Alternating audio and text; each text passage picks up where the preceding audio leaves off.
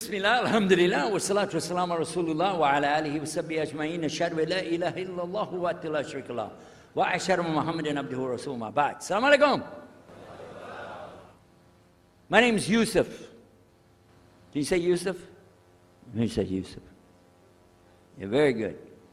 I wish you'd teach my wife. She keeps mispronouncing it. She calls me useless.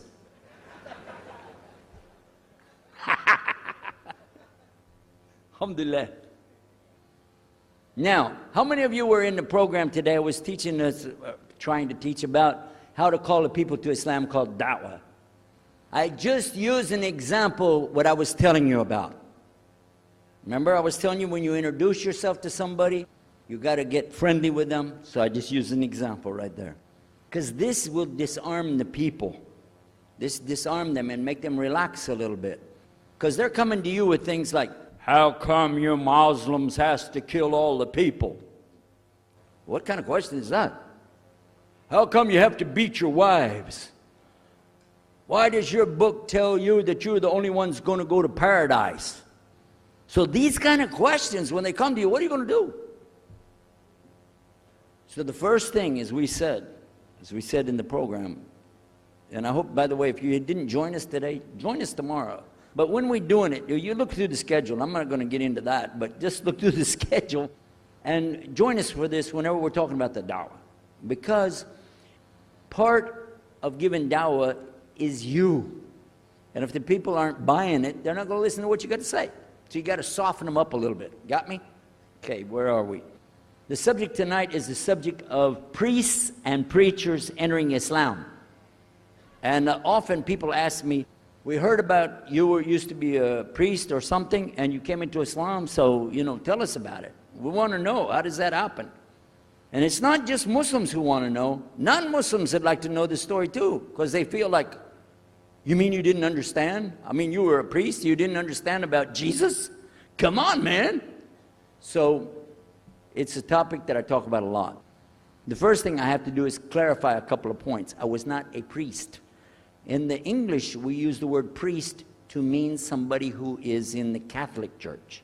If you're not from the Catholics, if you're from the Protestants, then you don't use that term. We usually use the term, for instance, pastor, minister, preacher, reverend, and these are some of the titles. We came up with an awful lot of them because that's the way humans are, right? Give ourselves titles.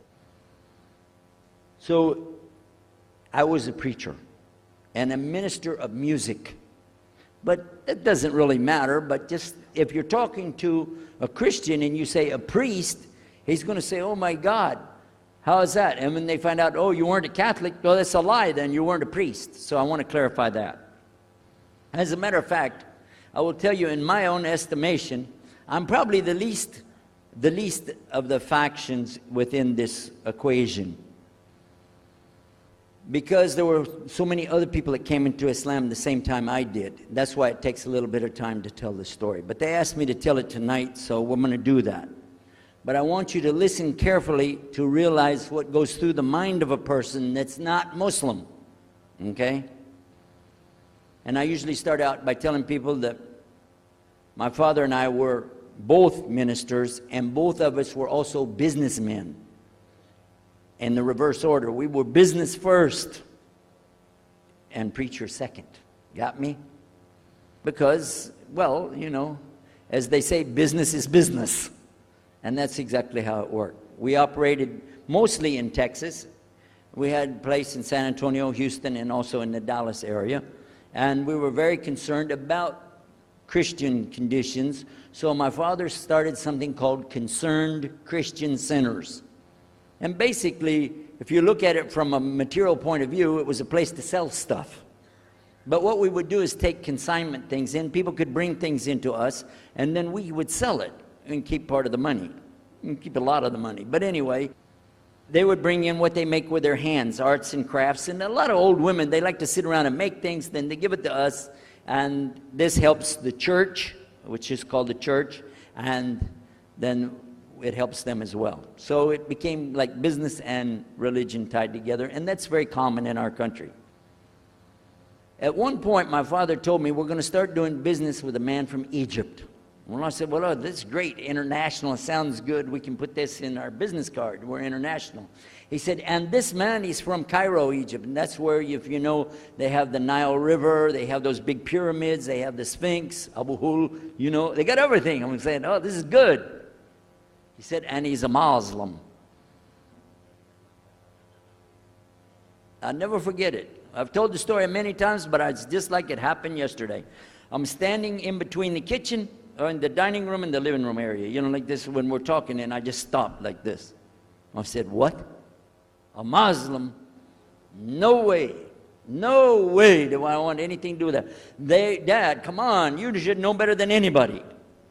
Because we were linked in with other preachers. My father supported people like Pat Robertson. Huh? You know him? Pat Robertson? And Oral Roberts. He's not very popular anymore, but he used to be real strong. And his ministry up in Tucson, up in Tulsa, Oklahoma. In addition to that, people like Benny Hinn. I don't know if you heard of Benny Hinn. He's coming over this way, so look out. And there's many of them. John Hagee, and the list goes on. Jerry Falwell, Jimmy Swaggart, some of the names, maybe you heard those before. We know these people. We know all about them, okay? So at one point, here I am standing there talking to my father about a Muslim. These are the enemies of God. This is what we've been taught. These same people, I just mentioned their names, in their preaching on the television and so on, this is what they teach. Muslims are no good. Now it just became Muslims are terrorists, but back then, you know, we didn't reach that level yet. We were still just kidnappers, hijackers, you know.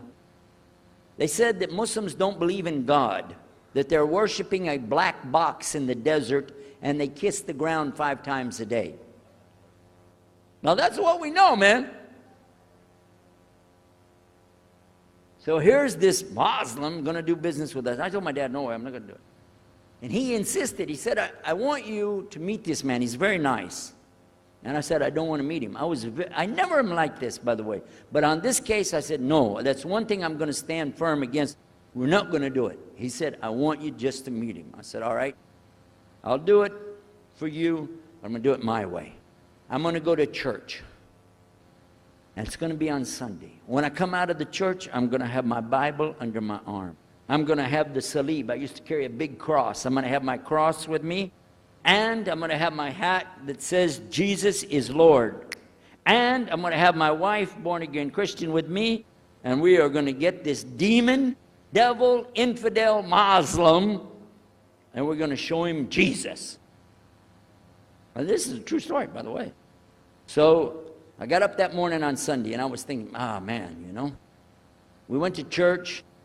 Strangely enough, the preacher was preaching out of the Old Testament about salvation coming at the time of David, which really puzzled me, because according to Christianity, it's coming through Jesus.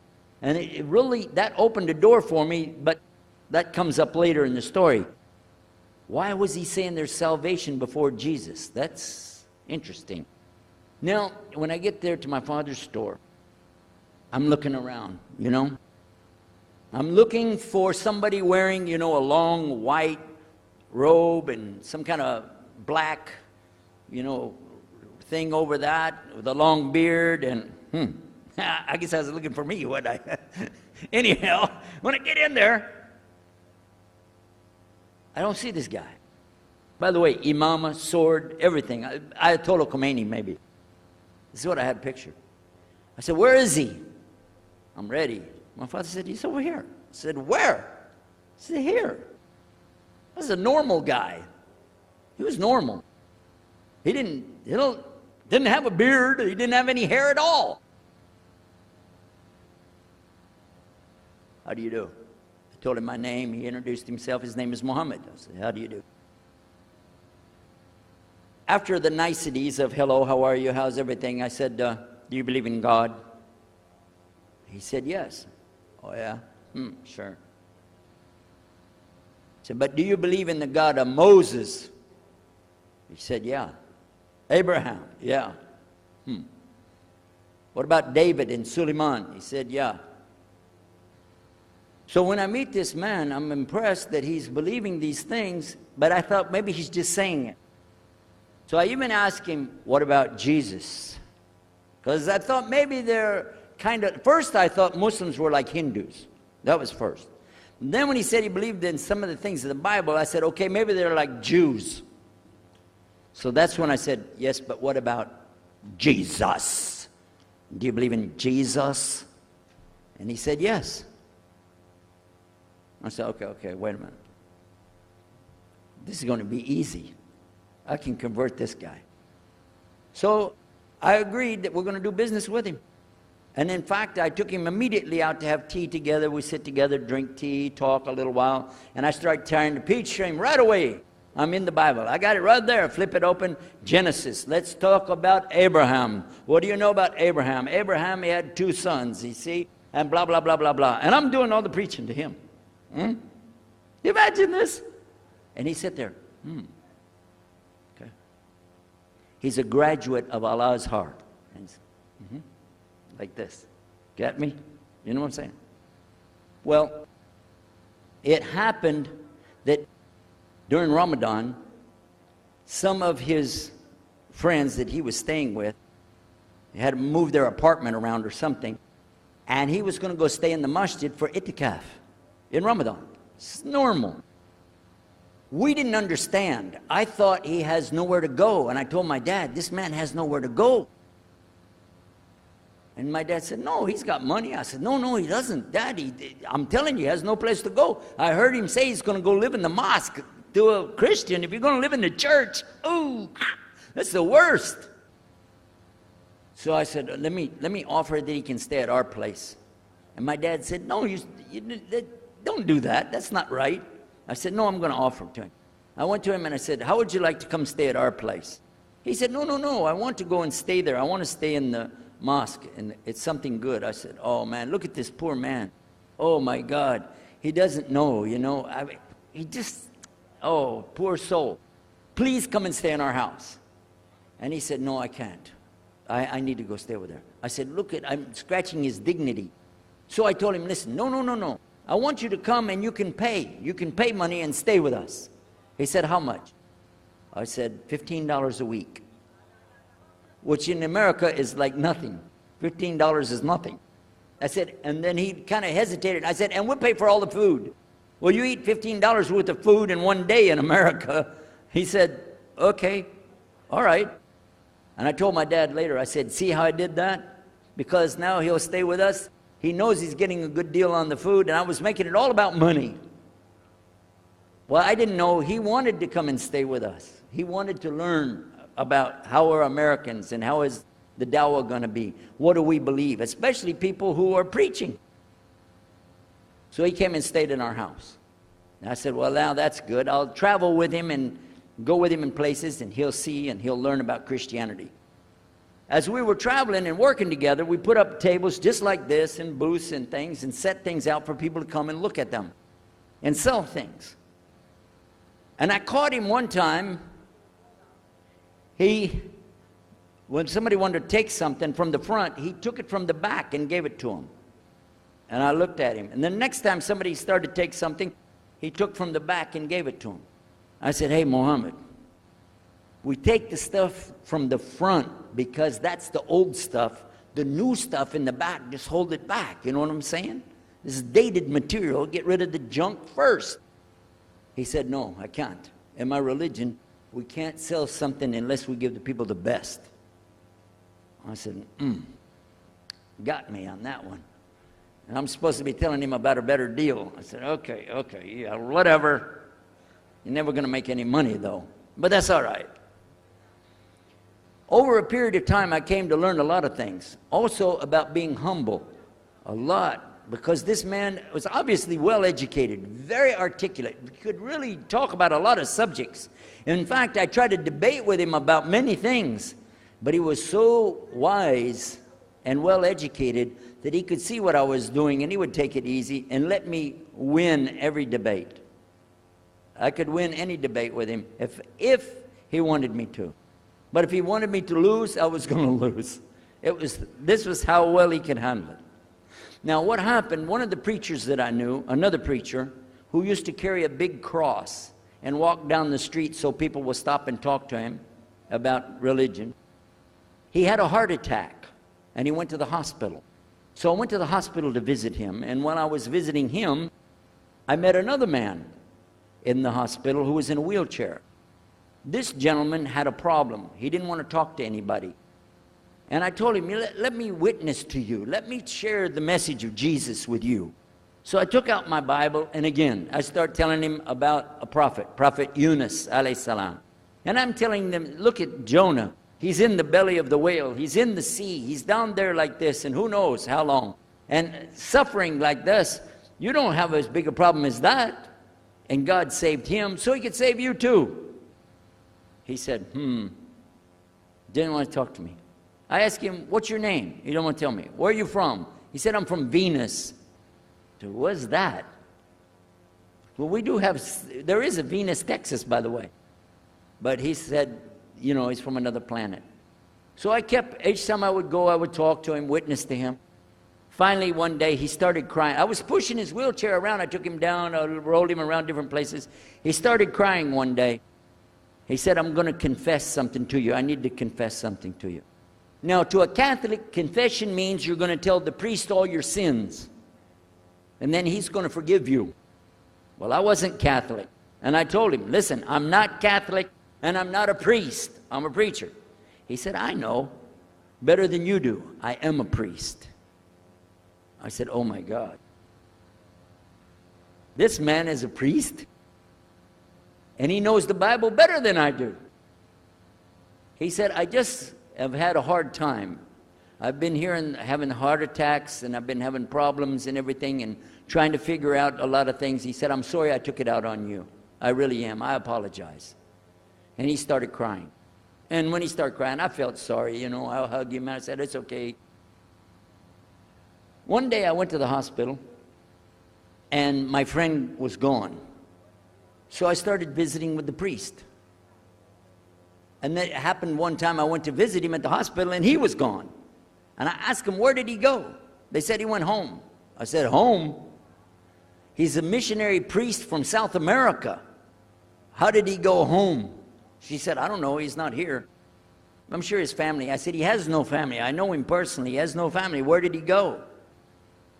She said, I don't know. We're not responsible for them. I said, well, let me see where he went. You got it in your file? She said, I can't do that. Those are locked up. Nobody can look in the file. And I got in the lady's face, and I said, listen to me.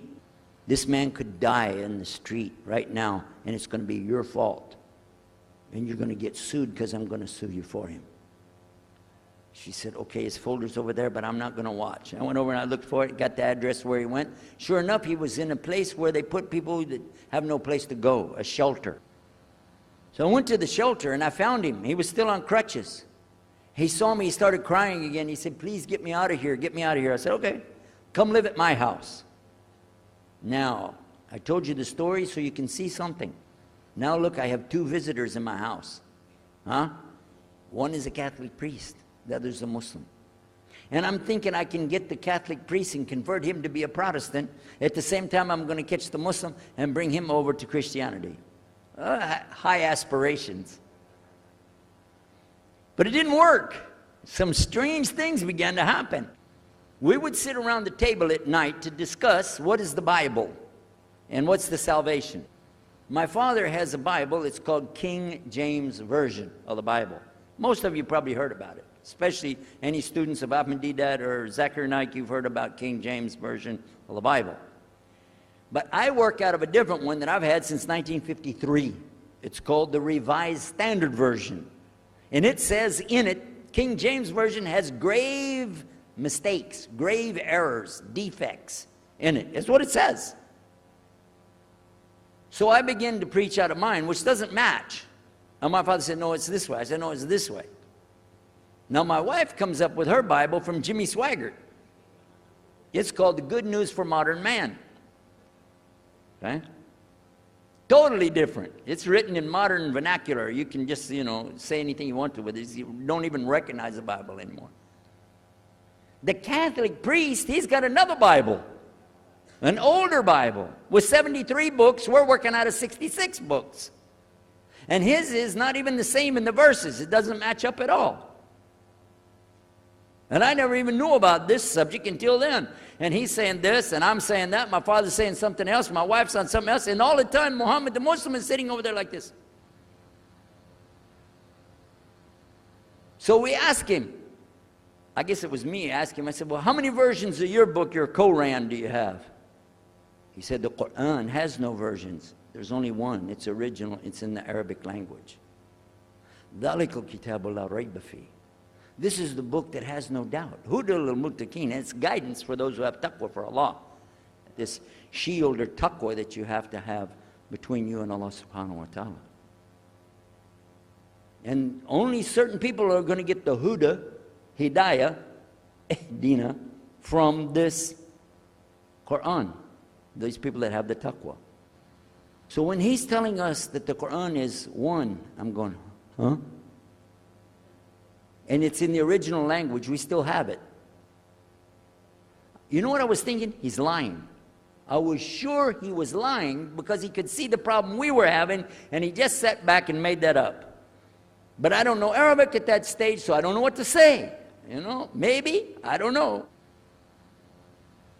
And he left it at that. He didn't try to preach. But it put a big doubt in my mind now about, we got all these books, he's got one, and la rayba fi, no doubt in it. So another time, we had another discussion that came up. Now this time, I went to the other preacher who had the cross. And I was asking him, I want to be able to explain the Trinity. He said, you know the Trinity. I said, yeah, I know. And I know the Council of Nicaea when we had that. But I want to know the way to explain it so a human being can just understand it. He said, okay. It's like an apple. Just take an apple. The apple has a shell around the outside, the skin. Inside is the meat. Inside of that is the seeds. Okay? 3 things, 1 apple. That's the way. I start going back. I'm going to tell this Muslim about the Trinity. But on the way, I remember his arguing with me, his way of debating with me. I said, no, he's going to tear me apart. As soon as I say seeds, he's going to say there's more than one. So it could be 7 or 8 or 9 or 10 gods all rolled into one. No. It's got to be special. It doesn't work like that. Let me go back and try again. So I went back to him. I said, what if he says there's more than one seed in there? He said, okay. I said, and besides, it could have a worm running through it. Then that would make it go up another notch. What can I do about that? He said, okay, forget the apple. I said, okay. It's like the babe, the egg. Use the egg. The egg has a shell. Inside of the egg is the white. Inside of the white is the yellow. 3, 1 egg. That's it. That's good to go. Now I start going home again, and it hit me. Wait a minute. The egg could have a double yolk. God becomes 4, just like that. Plus, it could be rotten. I'm not going to ask him again. So at the market one day, I saw a man, and I was talking to him because I was listening to some things that Muhammad had told us about the belief in Islam, Allah is one. And so I was telling this guy, you know, I got some doubts about the Trinity. He said, you a preacher, you have doubts? I said, yeah, it doesn't make any sense. It doesn't make any sense. How could 3 be 1? He said, okay, look. You see me? I'm one man. I said, yeah. He said, my wife? Yeah. It's one person. Yeah. He said, my son? Yeah. 3. 1. One family. It's the family of God. Use that. I said, there you go. The family of God. You don't get very far on that one, and you realize right away they could have another kid just like that. But worse, they could get a divorce. You want a God that can get a divorce? Huh? In Texas, if you get a divorce, your wife gets the cars, house, your retirement check, your 501, your Keogh plan. She's going to get your computer and even your email. You got nothing left. And I don't want a God that could have a worm in it. I don't want a God that can be rotten, and I don't want a God that can get a divorce. I want to explain this Trinity the right way. Sure enough, the subject came up, Trinity. There we are. Now here's the priest trying to talk about the Trinity is like an apple. I'm going, you don't go there. And then he's egg, don't worry about it. The family of God, forget about it. I know what's going to happen. So we ask Muhammad, we say, okay, what do you say about God? What do you think he said?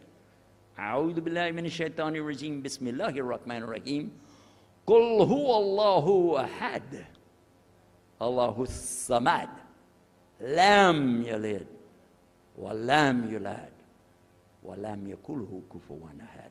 And he explained it something like this. Say he is Allah, the unique, not like anything else. He's eternally sought after by his whole creation, but he doesn't need the creation. He's not the father of anything. He's not the son of anything. He's not like anything, and he is unique. Ahad. Boy, that's exactly what I already think, but I can't admit that. That sounds too easy.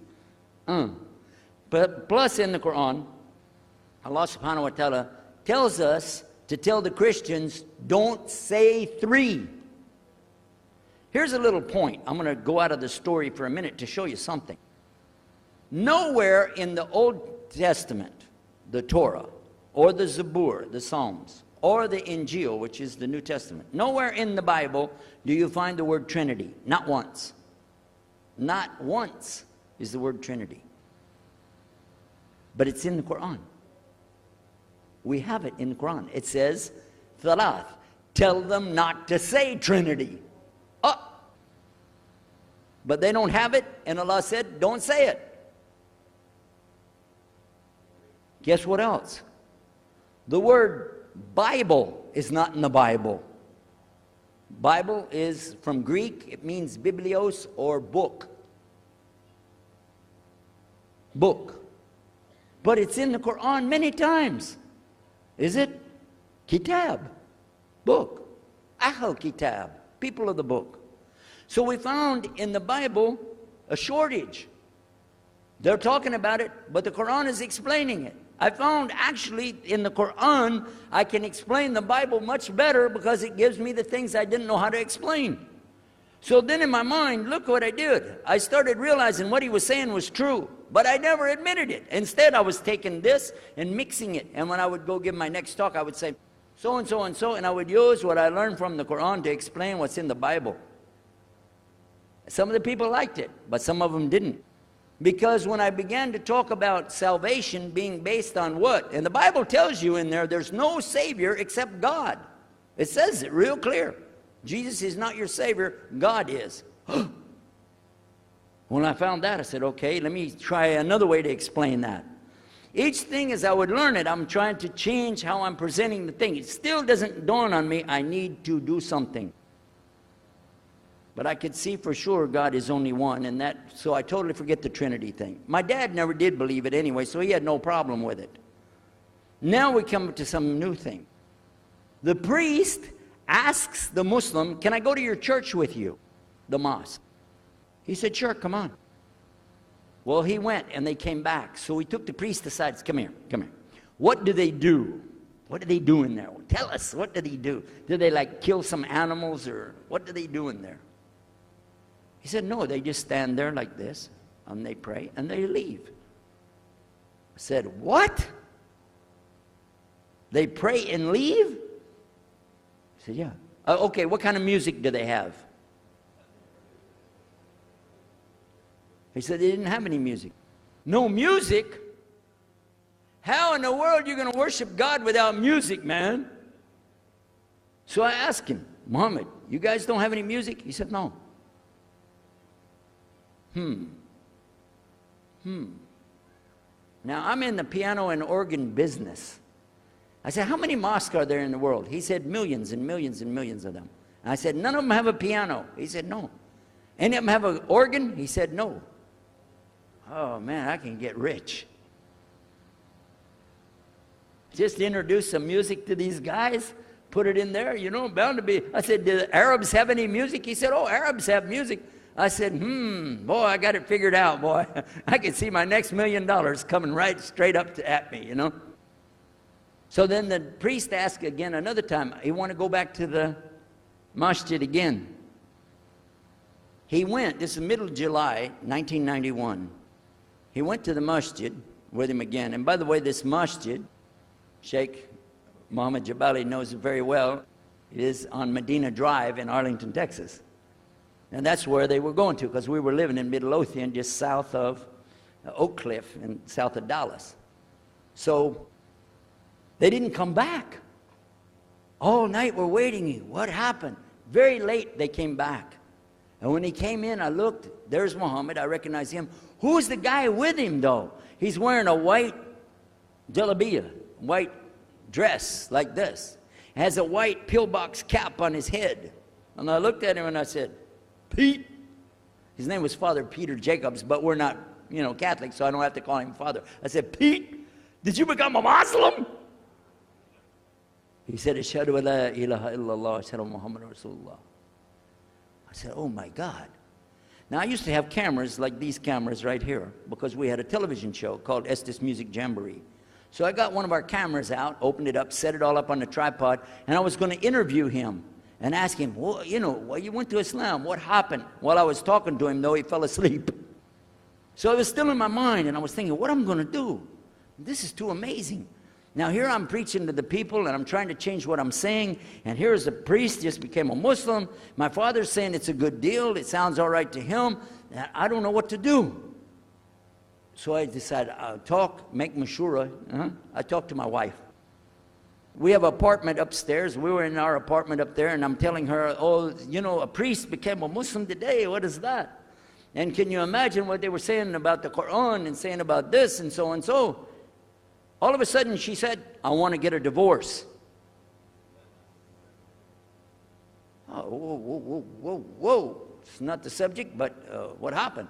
She said, no, all this talking about religion and talking about Islam, and so I can see it. I said, oh, no. No problem here. No problem. I said, you thought no, I was just observing somebody else. No, I'm not interested. Trust me. I don't want to be with those Muslims. The last thing I want to do is be with a Muslim. No way. Just put your mind at ease.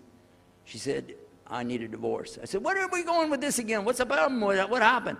She said, a Muslim can't be married to a Christian. I said, what? No, wait a minute. Hold on. I don't look at me. I'm telling you, I swear, I don't want to be a Muslim. Okay? And even if I did, don't you remember what he said? A Muslim man could be married to a Christian woman. It's not a problem. But I'm not saying I want to. I'm just saying it's not a problem. She said, that is the problem.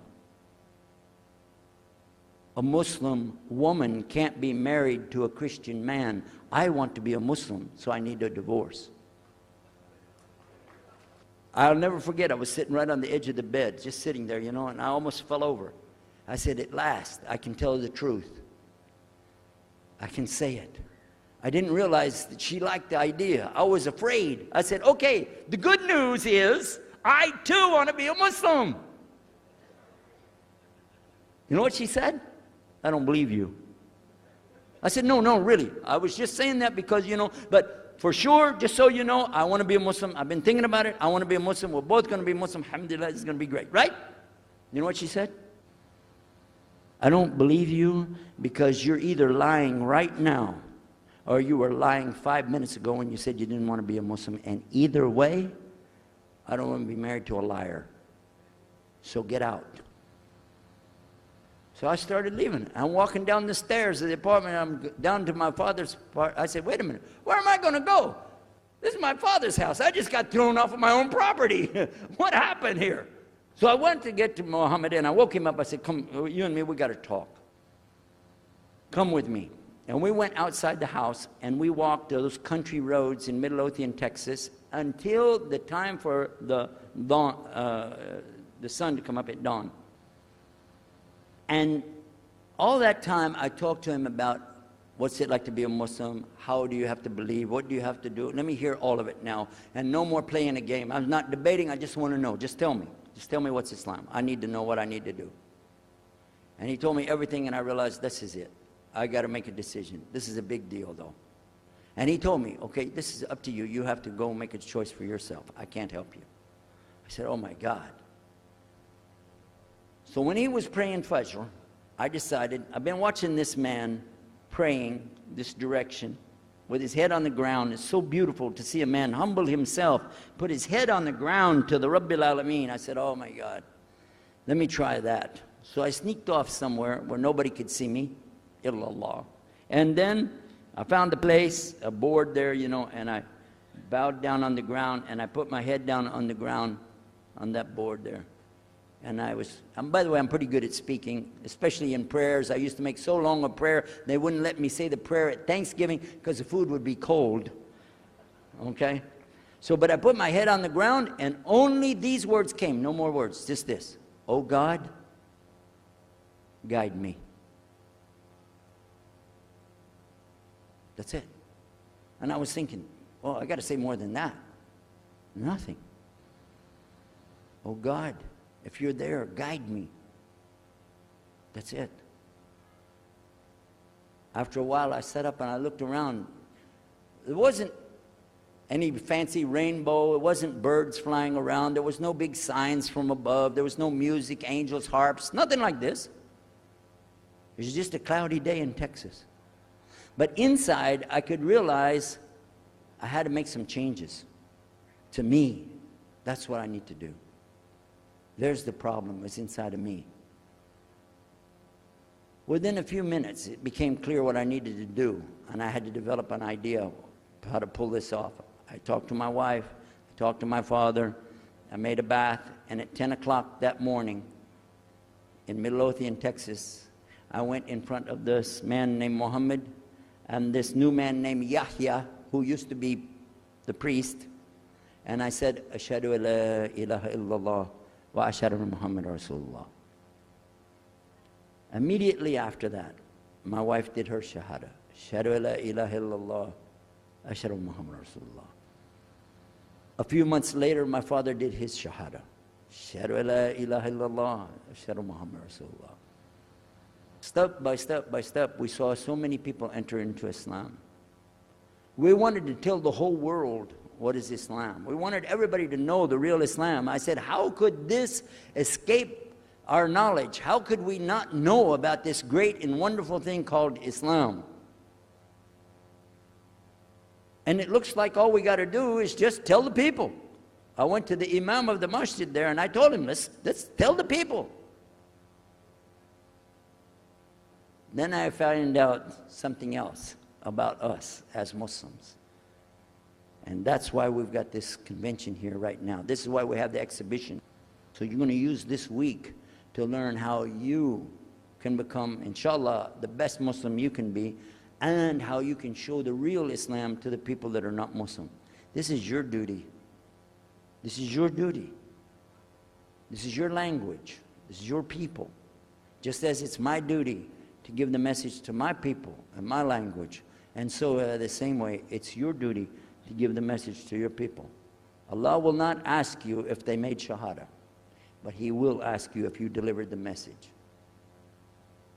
Alhamdulillah, today, I can tell you with no doubt in my mind, we have seen thousands of people give shahada. Several hundred at a time. And I don't do it through debates. I don't need to debate any Christian. I was a Christian. I am a Muslim. If you want, I can give you both sides. Easy. Okay? I'll play both parts. I'll be the Christian and tell you this, and then I'll be the Muslim and give the answer. And there won't be any argument. And I've done that so many times. And let me share one story with you before I end. I'm going to leave now. Inshallah. I was telling the brothers today that I was asked to give a talk in a church in Hagerstown, Maryland, just outside of Virginia. This was in 1999, and I went there and I gave a talk in the church on Sunday, because I know how to address the people. How many years was I a Christian? 50 years? I know what they want to hear. Get them ready, and they said, oh, wow, this is normal preaching. But then when I came to the part, La ilaha illallah, I stayed on La ilaha illallah until they said, yes, that makes sense, it makes sense. There was one old lady that she was saying yes. Afterwards she said, yes, but I just don't want to do it the way you're telling me. Okay? But guess what else happened? 2 people did shahada right there. Hello? In the church. In front of their preacher. They said, yes, we agree. We like this. We want to know more. And we say there's only one God to worship. Shahadu la ilaha illallah. In front of the preacher. And one of them was his daughter. I took them to the masjid, and they did shahada in the masjid that afternoon, a Sunday afternoon.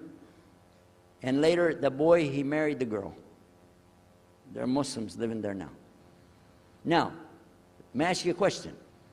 If I would debate and argue with this preacher and made him look stupid, would he ever bring me back again? No. I'm going to ask you a question. If you were at a place and you saw somebody change their religion to another religion in the temple of that religion, and the father was the priest there, what would you think? Is that man ever going to call me again? Do you think he'd call me again? 3 months later, he called me again. Come back again. We really enjoyed it so much. I said, how's your daughter doing? I want to remind him, see what he's going to say. He said, well, she's doing fine. She likes Islam. It's very nice and lovely. She treats us so good. You know, we're amazed at her personality. We love you guys. Could you please come back again? And I did, alhamdulillah. So I'm just showing you that it's not guidance from me, not guidance from you. It's guidance from Allah. Allah guides whom He wills, whom He wills. So we ask Allah to guide me, all of us, and all the people. And whoever He guides, they'll be fine. But whoever Allah doesn't guide, they got a problem, serious problem. Our job here is to do one thing, communicate the true message. If the people don't want it, that's your choice. That's their choice. You don't have to take it. But it's our responsibility in putting this on, all the scholars that are here, it's their responsibility to tell us what's the truth in Islam and let us see for ourselves. And that's what we're going to try to do through this week. So I need you guys to listen to me. You have to participate. Your side of it. Your side of it is to show up every day. And your side of it is to bring other people. Jazakumullah khair. Wassalamu alaikum wa rahmatullahi wa barakatuh.